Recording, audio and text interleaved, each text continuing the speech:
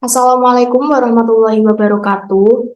Yang terhormat kepada Ibu Sri Mulyani SMSI selaku dosen pengampu mata kuliah metodologi penelitian dan juga teman-teman kelas metodologi penelitian 6A. Perkenalkan, nama saya Zahratul Nabila dengan NIM 202012024.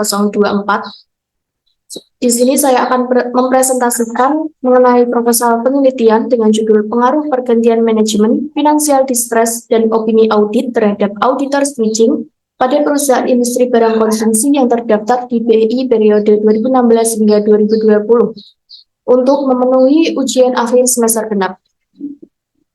Bab 1 Pendahuluan. Latar belakang, auditor switching adalah pergantian auditor yang melaksanakan pengauditan laporan keuangan suatu perusahaan yang disebabkan karena peraturan wajib atau mandatory atau sukarela yang disebut voluntary.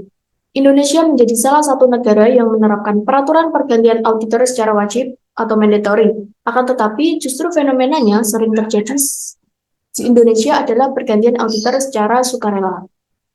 Peneliti memiliki faktor yang menyebabkan auditor switching, yaitu pergantian manajemen, financial distress, dan opini audit. Dua fenomena.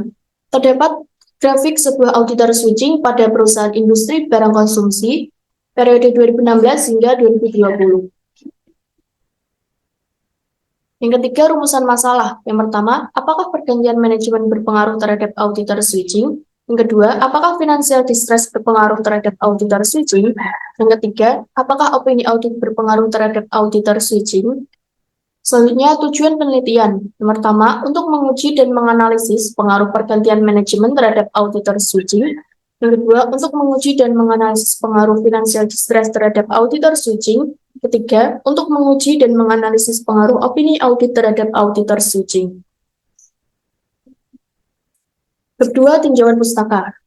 Landasan teori, peneliti kali ini menggunakan teori keagenan atau agensi teori. Dalam studi ini digunakan sebagai grand teori, di mana sebuah teori keagenan membahas tentang masalah prinsipal dan agen dalam pemisahan antara kepemilikan dan pengendalian perusahaan, antara pemasok modal yang berbeda, dan dalam pemisahan penanggungan risiko, pembuatan keputusan, dan fungsi pengendalian dalam perusahaan.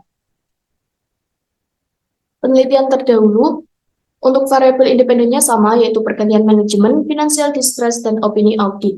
Untuk objek penelitian terdahulu pada perusahaan manufaktur, dan objek penelitian sekarang pada perusahaan industri barang konsumsi.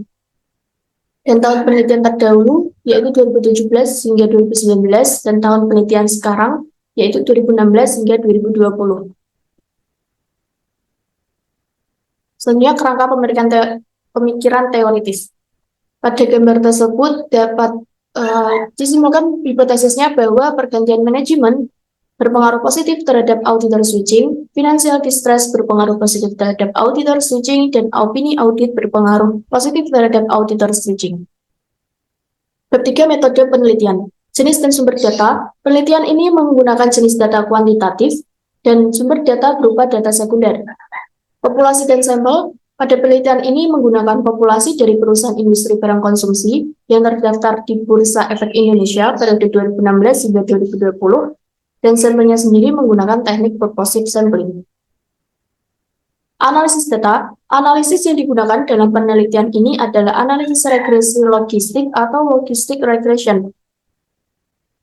Untuk metode analisis regresi logistik ini menggunakan rumus AS atau auditor switching sama dengan beta 0 ditambah beta 1 dikali X1 ditambah beta 2 dikali X2 ditambah beta 3 dikali X3 ditambah E.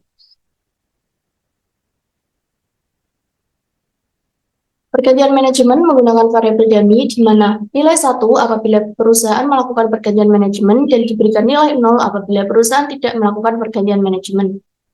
Untuk financial distress menggunakan rumus BER sama dengan total liabilitas dibagi dengan total equity, dan opini audit juga menggunakan variabel dummy.